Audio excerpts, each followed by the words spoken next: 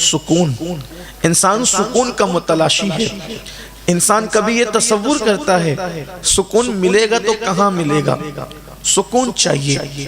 نوجوانوں کو بھی سکون چاہیے, بوڑھوں کو بھی سکون چاہیے, بچوں کو بھی سکون چاہیے, مسلمان کو بھی سکون چاہیے, غیر مسلم کو بھی سکون چاہیے. انسان ہے سکون کا متلاشی. کبھی انسان نے تصور کیا سکون تو انہیں ملتا ہے بھائی جن کے پاس دولت کی انبار ہو, جن کے پاس بینک بیلنس ہو.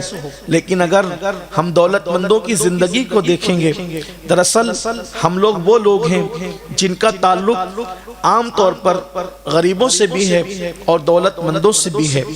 میں نے ہندوستان کے ان بڑے بڑے کروڑ پتیوں کے گھر میں قیام کیا جن کو دیکھ کر لوگ رشک کرتے ہیں, لیکن جب میں ان کے گھروں میں گیا تو انہوں نے مجھ سے یہی کہا سب ہے لیکن سکون نہیں ہے.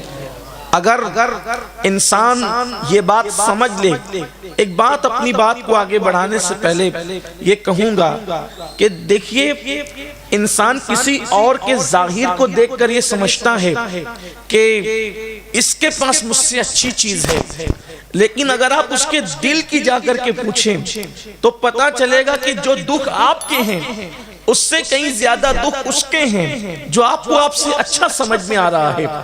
اگر آپ حضرات برا نہیں مانیں اور اہل علم برا نہ منائیں تو مجھے یہاں پر ایک چھوٹا سا آرٹیکل کا خلاصہ پیش کرنا ہے کہ اس وقت سب دکھی ہے, کوئی سکھ میں نہیں ہے. بلکہ یہ کہوں آپ کو کسی ملک کے وزیر اعظم کی زندگی کو لے لیں کہ جو ملک کا وزیر اعظم ہو, کسی ملک کی بات کرتا ہوں, اپنے ملک کی صرف بات نہیں کرتا, کسی ملک کے وزیر کی بات لے لیں, صدر کی بات لے لیں, کپڑے اچھے ہیں, لباس اچھے ہیں, تقریریں گھمنڈ سے بھرپور ہے, لیکن اگر وہ ان کے بستروں پہ لیٹتے ہیں تو جتنی سکون کی نیند فٹ پاتھ پر بستر جو بغیر بستر کے مفلسوں کو اور غریبوں کو آ جاتی ہے, اتنی سکون کی نیند یہ تخت والوں کو نہیں آتی. سیکورٹی میں بھی ان کو موت جو ہے وہ نیند نہیں آتی سکون کی. ہر گھڑی خطرہ ہے, ہر گھڑی بے چینی ہے اور سب کو بے چینی, کسی کو کم کسی کو زیادہ. ایک آرٹیکل کا خلاصہ یہ پیش کرنا چاہتا ہوں. انسان اس کو دیکھ کر سوچے کاش میں ویسا ہوتا. ایک بات تو ہمیشہ یاد رکھنا, کبھی کسی کے متعلق دیکھ کر یہ دعا مت کرنا کہ کاش میں ویسا ہوتا. اس کے اندرون کے بارے میں ہمیں خبر کیا ہے. آپ اپنی مراد اللہ سے مانگے کہ اللہ مجھے ایسا کر دے, ہم یہ نہ کہیں کہ اس کی طرح کر دے, اس لیے کہ وہ اندر سے جل رہا ہے, اوپر سے مسکرا رہا ہے, اور آپ کے ایسا کر دے تو پھر آپ بھی ویسے ہی ہو جائیں گے. اس لیے کسی کو دیکھ کر یہ نہ کہیں.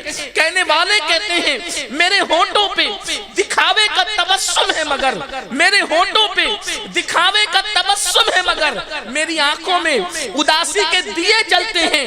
پوری دنیا بے چین اور بے قرار ہے.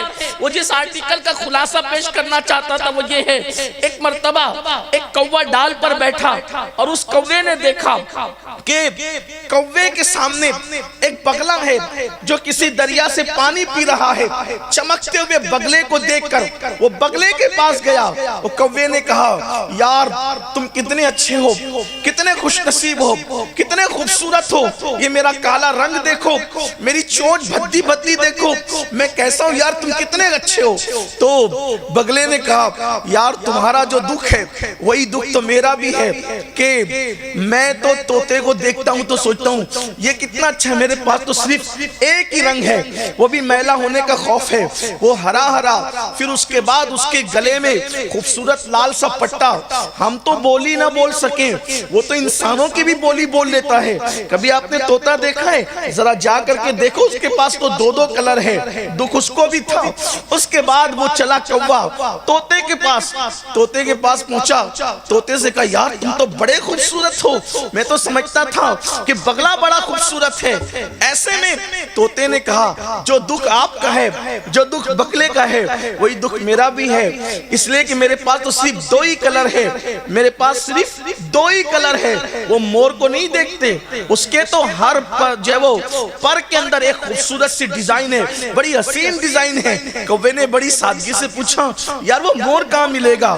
وہ کہا دیکھو مور آپ کو چاہیے نا تو آپ جا کر کے دیکھیں وہ چڑیا گھر میں رہتا ہے۔ جب مور کو ملنے کے لیے کوا چڑیا گھر میں پہنچا تو دور سے دیکھا چاروں طرف سے لوگوں کا جمگٹا لگا ہے، کوئی پتھر مار رہا ہے، کوئی آواز نکال کے ادھر سے کوئی ادھر سے کوئی ادھر سے اس کو پریشان کر رہا ہے، کوئی دانے پھینک رہا ہے، غرض کہ وہ ادھر آتا ہے پھر دہل کر ادھر آتا ہے، پھر اڑ کر ادھر جاتا ہے، پھر کبھی ادھر جاتا ہے۔ اس کے بعد جب شام ہوئی تماشائی چلے گئے اپنے اپنے تو آ کر کے جو ہے وہ کوا اس کے پنجرے پر بیٹھا اور کہا یار کتنے خوبصورت ہو تم، تمہارے سر پر تاج بھی ہے، تاج کسی بادشاہت کا اعلان کرتا ہے، کتنے حسین ہو تم۔ مور نے روتے ہوئے کہا دیکھو میں کتنا دکھی ہوں یہ میں جانتا ہوں، آپ کے پاس رنگ نہیں ہے، آپ کے پاس حسن نہیں ہے، آپ کے پاس جمال نہیں ہے، لیکن میری طرح قید بھی تو نہیں ہے۔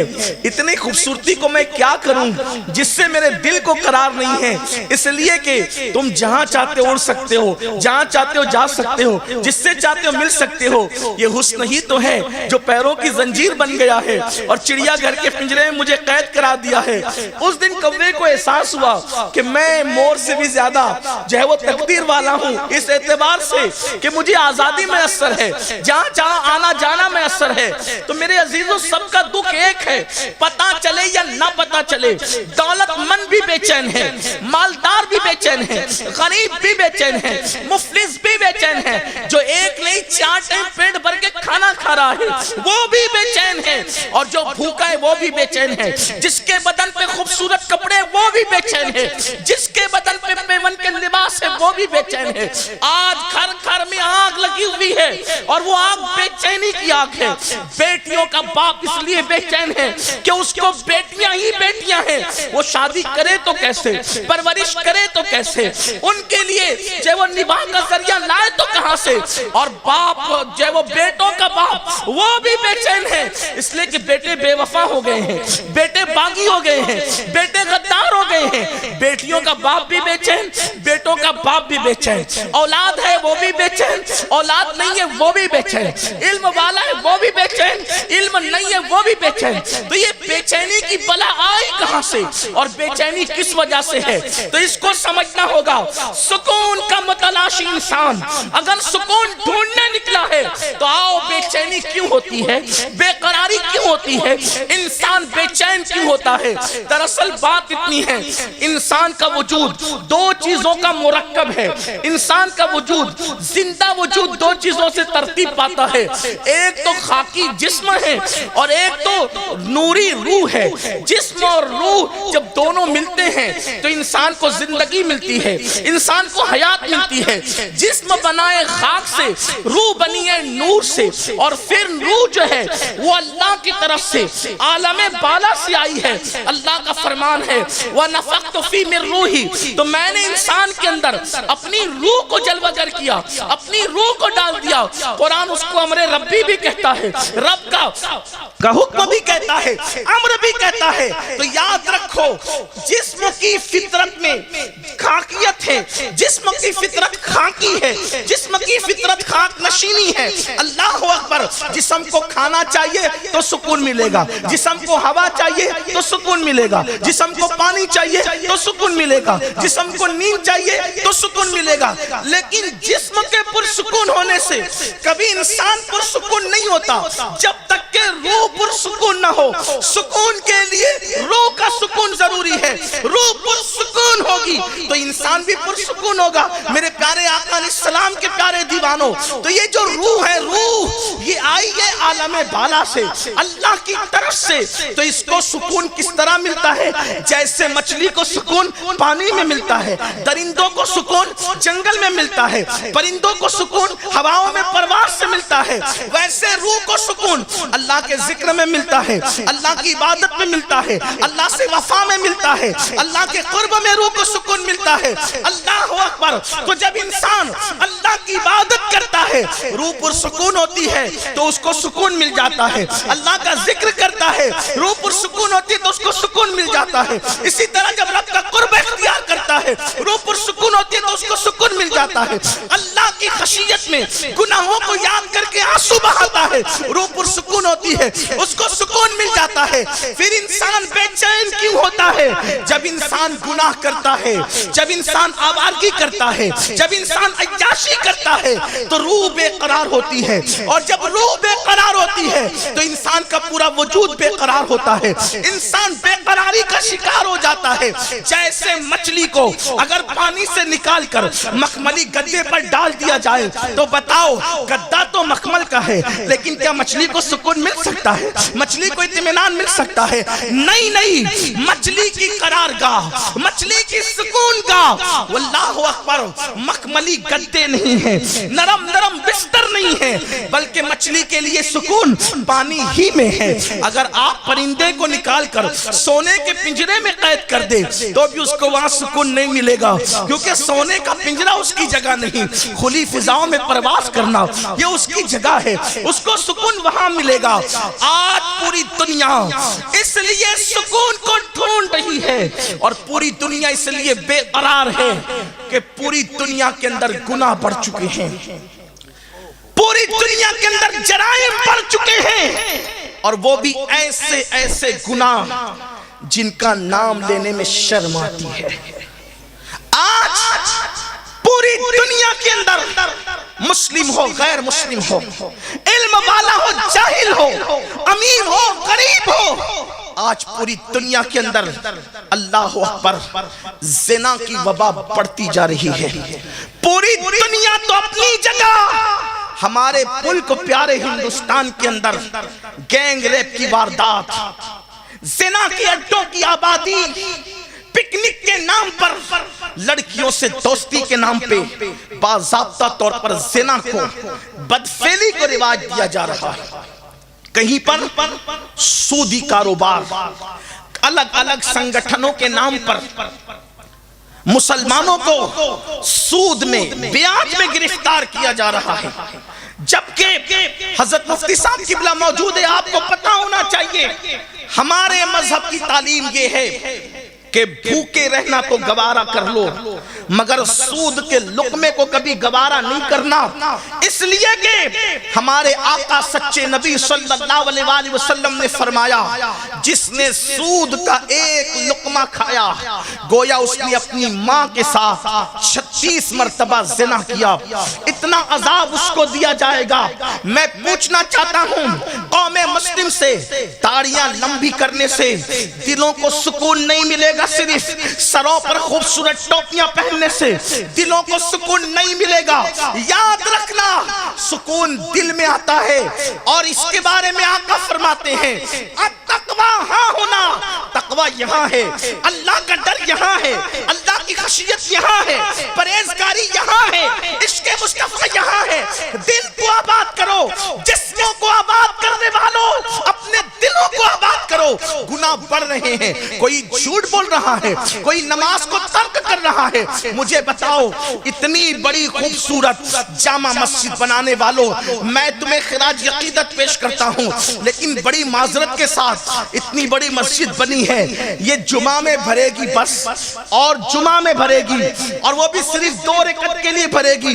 پیشن گوئی نہیں کر رہا ہوں، تجربے کی بات کر رہا ہوں، لیکن دعا بھی کرتا ہوں اللہ کرے یہ مسجد فجر میں بھی بھری رہے، ظہر میں بھی بھری رہے، عصر و مغرب میں بھی بھری رہے، مگر یاد رکھنا مسجد بنا کر سر فخر سے اونچا کرنے والوں، کانچ مسجد کی زینت نہیں، جھومر مسجد کی زینت نہیں، رنگ روغن مسجد کی زینت نہیں، مسجد ویران ہے کانچ کے بعد بھی، جھومر کے بعد بھی مسجد ویران ہے، رنگ روغن کے بعد بھی مسجد تم سے خوش نہیں ہوگی، وہ غمگین ہی رہے گی۔ مسجد کی اصل خوبصورتی، مسجد کی اصل زینت سجدوں میں ہے، جس مسجد میں جتنے سجدے ہوتے ہیں وہ مسجد اتنی زیادہ مزین ہوتی ہے، اتنی زیادہ خوبصورت ہوتی ہے۔ سن لو اللہ کے رسول علیہ السلام فرماتے ہیں کہ جو جماعت کو ترک کرے، نماز کو صرف نہیں جماعت کو ترک کرے، وہ مسافر بھی نہیں، وہ بیمار بھی نہیں، وہ ایسا مقروض بھی نہیں کہ اس پر تقاضا ہو اور عزت جانے کا خطرہ ہو۔ یعنی جن صورتوں میں جماعت کو چھوڑنے کی اجازت ہے وہ ان صورتوں کا جو ہے اللہ اکبر بظاہر اس سے 2 4 نہیں ہے، اس کے باوجود بھی وہ جماعت سے نماز نہیں پڑھتا۔ آقا ارشاد فرماتے ہیں اس نے اپنے گلے گلے سے اسلام کا پٹا اتار کر پھینک دیا ہے، اس کا اسلام سے کوئی تعلق کیا رہ گیا ہے؟ آقا ارشاد فرماتے ہیں جو جماعت کو چھوڑ کے مسجد کو ویران کرتا ہے کبھی اس کے پاس مت بیٹھنا، ورنہ اس پر برسنے والی لعنت تم کو بھی اللہ کے عذاب سے دوچار کر دے گی۔ میں پوچھنا چاہتا ہوں اگر نمازی جماعت چھوڑنے والے کی صحبت میں بیٹھے اس پہ بھی لعنت برستی ہے، اگرچہ وہ اس کے نماز چھوڑنے سے یا اس کے جماعت ترک کرنے سے راضی ہو۔ میرے آقا علیہ السلام کے پیارے دیوانوں، مجھے بتاؤ سکون کے متلاشی ہو اور اللہ کے گھر کو بے قرار کر دیا ہے، اللہ کے گھر کو بے چین کر دیا ہے۔ جو قوم اللہ کے گھر کو بے چین کر دے اس قوم کے گھر میں کبھی سکون نہیں اتر سکتا، اس قوم کے گھر میں کبھی قرار نہیں اتر سکتا۔ سکون کے متلاشیوں، نرم گدوں سے انسان، پیسوں سے انسان نرم گدے خرید سکتا ہے، دولت کے بل پہ نرم گدے خرید سکتا ہے، دولت کے بل پہ کبھی سکون کی نیند وہ خرید نہیں سکتا۔ نیندیں خریدی نہیں جا سکتی، گدے خریدے جا سکتے ہیں، چیزیں خریدی جا سکتی ہے، سکون خریدے نہیں جا سکتے۔ لوگ کہتے ہیں مولانا مجھے کسی نے کچھ کر دیا، دھندا نہیں چل رہا ہے، کاروبار نہیں چل رہا ہے، بیماریاں ہی بیماریاں ہیں، سکون نہیں ہے، ڈر لگتا ہے، ادھر سے آواز آتی ہے ادھر سے آواز آتی ہے مجھے کسی نے کچھ کر دیا ہے۔ میں بڑی معذرت کے ساتھ کہوں گا کسی نے کچھ نہیں کیا ہے، ہم ہی اپنے آپ کے دشمن ہیں، ہم نے ہی اپنے آپ کا برا کیا ہے۔ کیا برا کیا ہے؟ گناہوں کے اڈوں کو آباد کر کے ہم نے سکون کو غارت کیا ہے، ہاں سکون کو غارت کیا ہے۔ واللہ ان علماء اور سادات کی موجودگی میں ذمہ داری سے کہنا چاہتا ہوں صرف بسم اللہ پڑھی جائے، بسم اللہ، تو جب بسم اللہ پڑھنے سے قبر کا عذاب دور ہو سکتا ہے تو جو بندہ 5 وقت کی نمازوں میں روزانہ 37 مرتبہ سورہ فاتحہ پڑھے اس پر دنیا کا عذاب کیسے آ سکتا ہے؟ اللہ اکبر۔ میرے نبی نے فرمایا اللہ امت محمدیہ کو کبھی ہلاک نہیں کرے گا، اللہ امت محمدیہ پر کبھی اجتماعی عذاب نازل نہیں کرے گا۔ صحابہ نے پوچھا کیوں؟ آقا ارشاد فرماتے ہیں جس قوم کو ماہ رمضان اور سورہ فاتحہ جیسی نعمت دے دی گئی ہے وہ نعمت کبھی برباد نہیں ہو سکتی، وہ قوم کبھی برباد نہیں ہو سکتی۔